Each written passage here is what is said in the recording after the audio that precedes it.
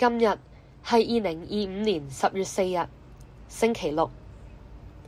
今日靈火運動為大家提供嘅聖言金句係出自巴路克書第4章第28節。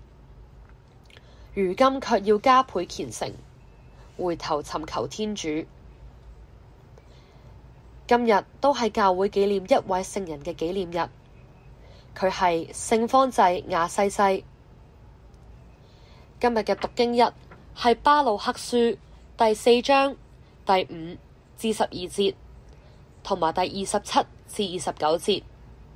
主題係給你們招來災禍的那位，要賜給你們永遠的喜樂。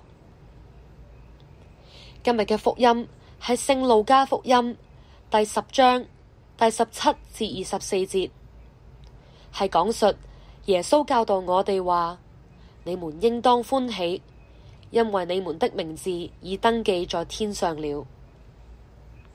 今日靈火運動為大家提供嘅默想內容如下：默想今日嘅福音，令我諗返起小時候嘅一件事。嗰陣時我應該仲係一個小學生。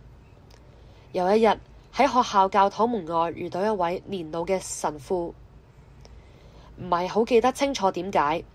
神父同我講：你點解仲唔領洗？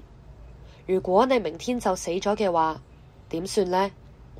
我當時呆咗一呆，心裏想着我而家仲係咁細個，唔似得神父咁老，又點會無啦啦突然死去呢？神父係唔係喺度嚇我，勉強我要做啲咩呢？當時心裏覺得好唔高興，就轉頭走咗，冇理神父。而家睇返當時嘅我係幾咁愚笨驕傲，即使耶穌話天父將一切啟示都俾小孩子，但我就卻係嗰個愚笨嘅小孩，完全感受唔到天主對我嘅呼喚。